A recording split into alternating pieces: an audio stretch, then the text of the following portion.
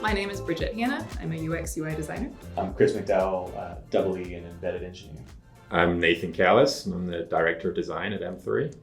Hi, I'm Lauren Hernley. I'm a mechanical engineer.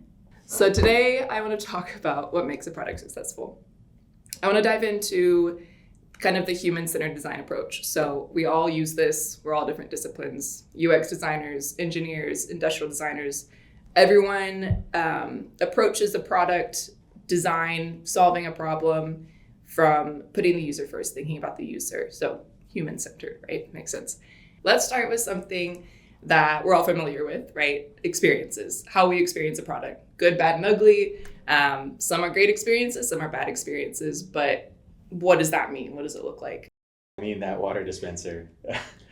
It's motion activated to get the water to come out, but I'm always using like a transparent glass and it like doesn't exactly know what I want, so I have to wiggle my fingers on the back of this like iced small cup to try to get the It's painful ice to come watching out. clients come into the studio Yeah. and just fuss with it and not be able to figure it out. And You gotta then do I the have to go thing. and sell them on the beauty of design and generating great experiences. And I'm like, As you're standing there, as the the water's coming out. as the hand is soaking wet from the dispenser.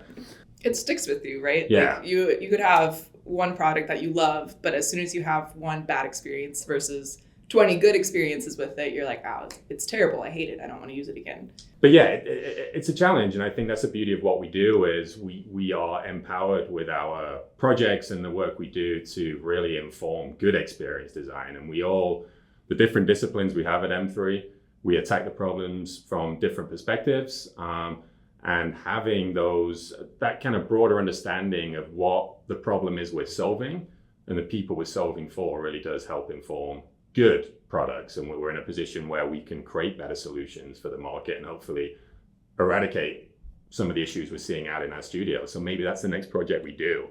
No, they're good. They're good points because these are all like micro interactions that you don't typically think about unless you're in the moment, right? So yeah, you're like, I just want to get a cup of water. And not until you're in that moment, you're like, why can't the sensor like pick up on it? And I have other things to do. And you're trying to talk to a client in the studio. So there's a lot going on, but small little details and changes are what totally changes the experience. And something that I thought about was the Heinz ketchup bottle redesign. It was, 2002, I think.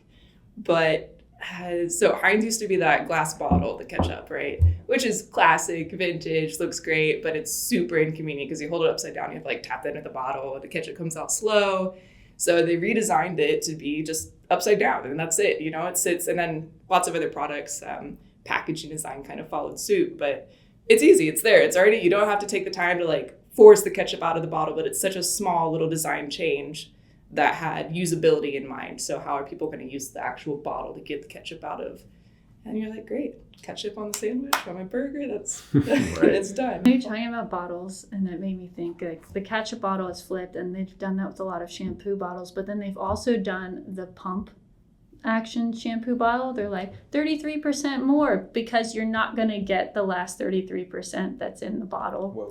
Right. Which at least that's how I feel it is. Yeah, it It's totally so is. annoying. So I've got like, I don't know, I don't want to waste anything. So I've got the bottle without the pumps on, and I'm trying to get the last part Last out. bit out. Yeah. Or no with fun. shampoo and conditioner, they do it on purpose, kind of an accessibility feature, but shampoo is always upside down, right? And then conditioner is the other way. But it's so that if you can tell without looking, and also if you've got soap in your eyes, you don't have to look at it. That's a great point, but that's not always the case. Like we will literally have shampoo and conditioner bottles that are identical. And I'm looking for the small print with suds in my eyes, just not trying to paint too much of a picture here, but infuriating. Yeah. Like simple means from a user experience perspective could remedy that problem without any additional cost whatsoever. Yeah. This is making me think about like when we focus on things that don't work, it's because they're like getting in the way of what you're trying to do.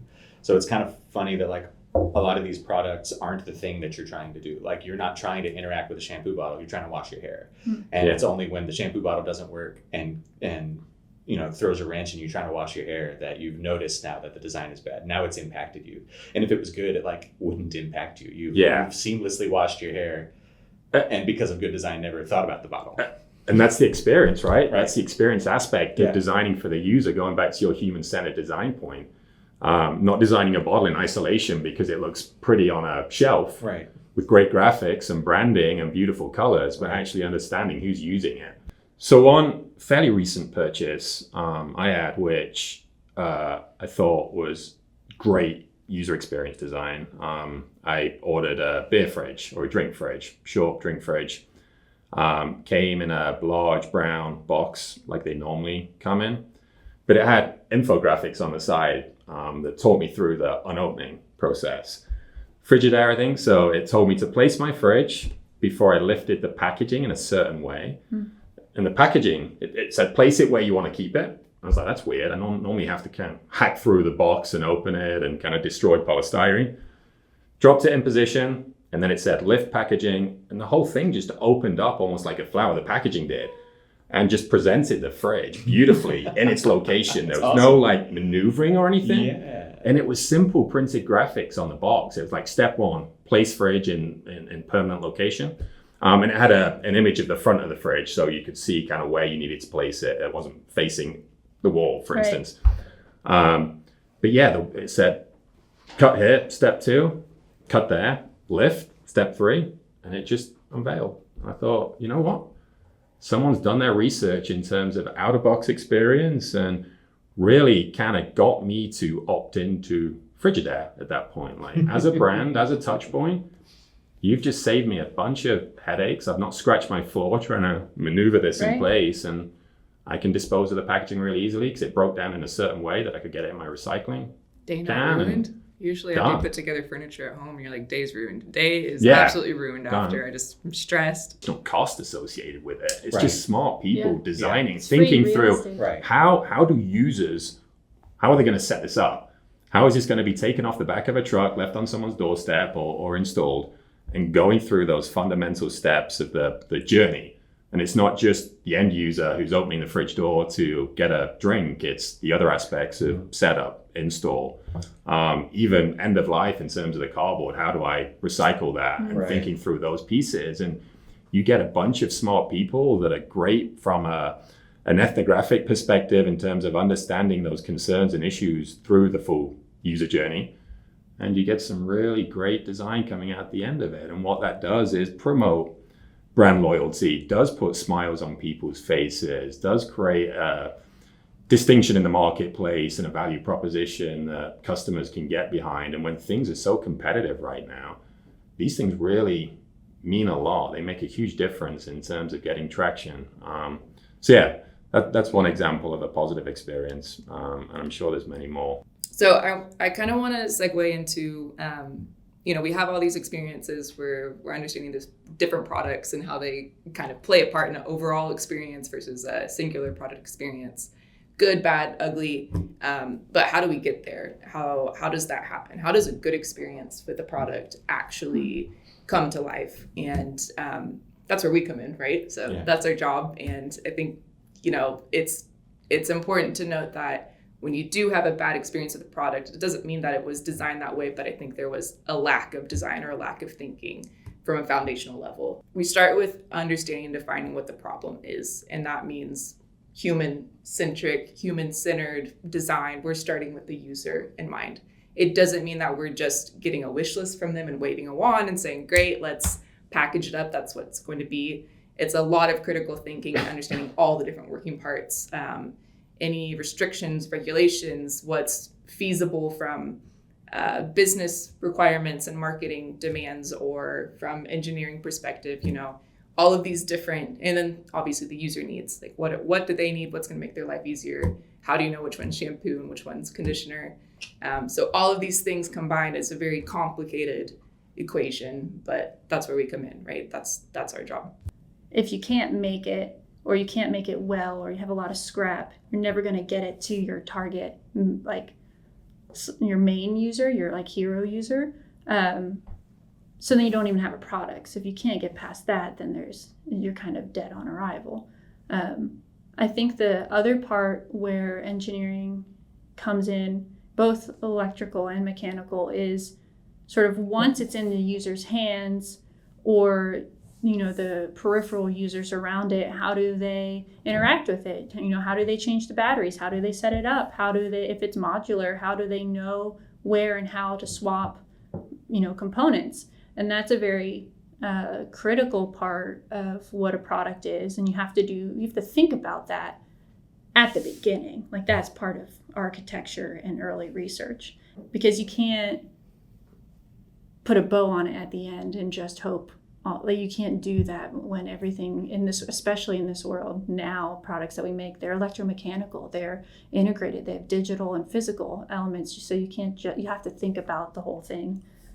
But you brought up a really good point as well, Lauren. Like, we speak about user experience or just our methodology when it comes to designing kind of one product or a part of a system, right? But the benefit that we provide as well is when you're talking about architecture and platform flexibility, and it's better understanding the business case of our clients. Like, we may be designing a cup, but if we can get a sense of what our clients also may be designing on their roadmap, or what's going to be an extension of their portfolio, or what comes next, we can then help design things that become more of a bridge to get them to the bigger vision for their organization.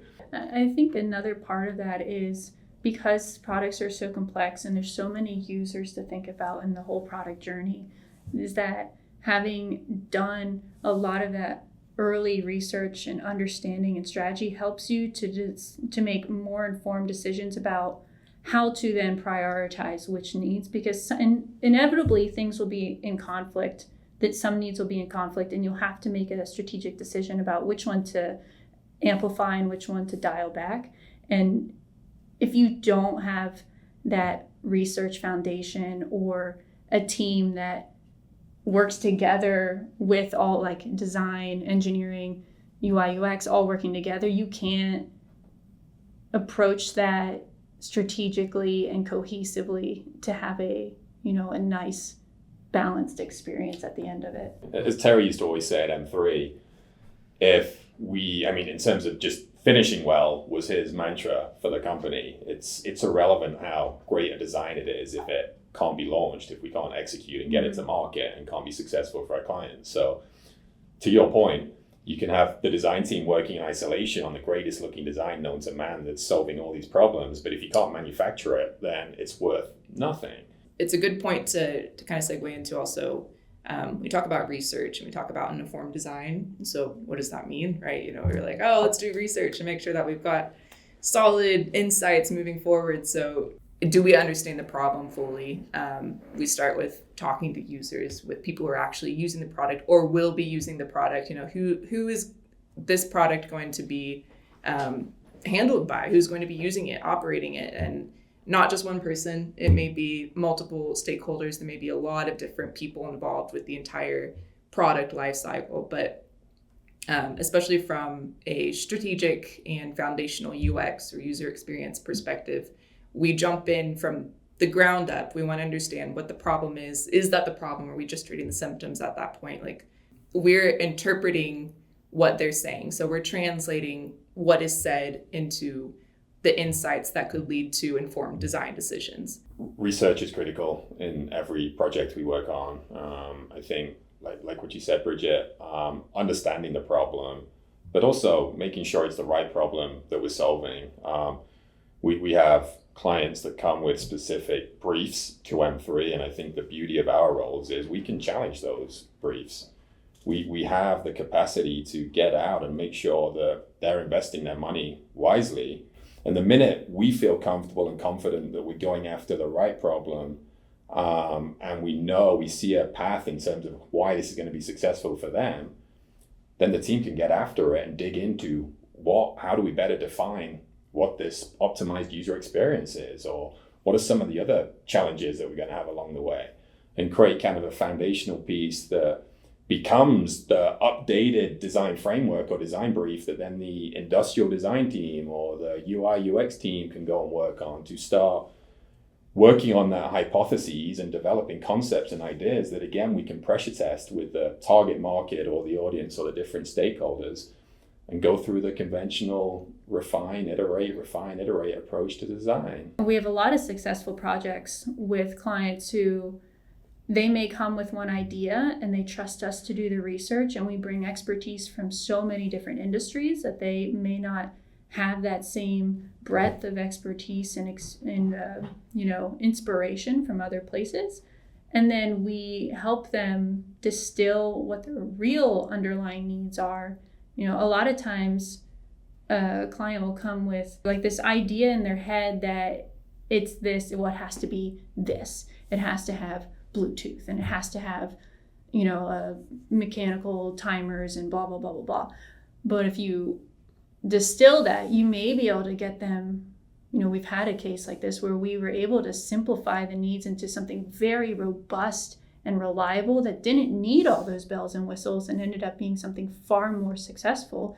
And so working with clients who maybe they do or don't understand that at first, they come to really value that because we at M3 we act as stewards of their product for them. We want to do what's best for them, and it's not because we just like to make things purple or we just like to do this or that. It's the best thing for each individual client in a tailored way, and there's kind of a user experience for our clients in that sense too, which is a sort of a meta idea. But yeah, it's true. but yeah. Regardless of whether we're working for a startup or a Fortune 500 company, we're not just designing a product or even an experience. We're promoting a brand. Like everything we're designing for that particular brand or client is imperative. And that's why the experience is so important. Like understanding, again, coming back to every touch point matters.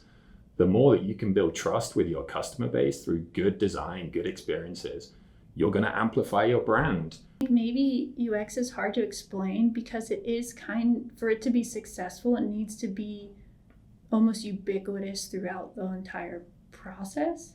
And it's not only the upfront research, but then you need the rest of the product team to be educated and buy into translating that user experience through to the end. And it doesn't stop at the start, just in this early research phase. You have to have a team that is well versed to then execute on it. There's a commitment to getting the user experience right. It's horrible when you go through all this research and strategy to better define the problems, create this optimal user experience, have the design team design the experience, and even have our engineering team do all the DFM work, and then we can sometimes lose track of it at the factory level. And then before we know it, 6 months down the line, they need to make some cost-cutting or implement some cost-cutting measures, and they start compromising or sacrificing some of those key components that define the product. And if we're not part of that conversation, that could be the difference between success and failure. So we've talked about what makes a product successful, which is a super high-level question, but we've gone through, we chatted through some examples of experiences that we've had. So obviously an experience is contributing to the success of a product, and our jobs as designers, engineers, in creating a successful product. So what does that look like from a design approach? Fundamentally, starting with research and understanding who we're designing for, who all is involved in the product life cycle, just a holistic, human-centric design approach from the ground up, and then maintaining that and tethering that to every discipline involved in bringing the product to life and seeing it through to the end. That's making sure that we don't do all this research and we have a great idea of what a product would be and then just let it fall flat, making sure that we're bringing it to life from beginning to end. Yeah, just roll the tape. We'll give you what you need. Where are we going for lunch? No.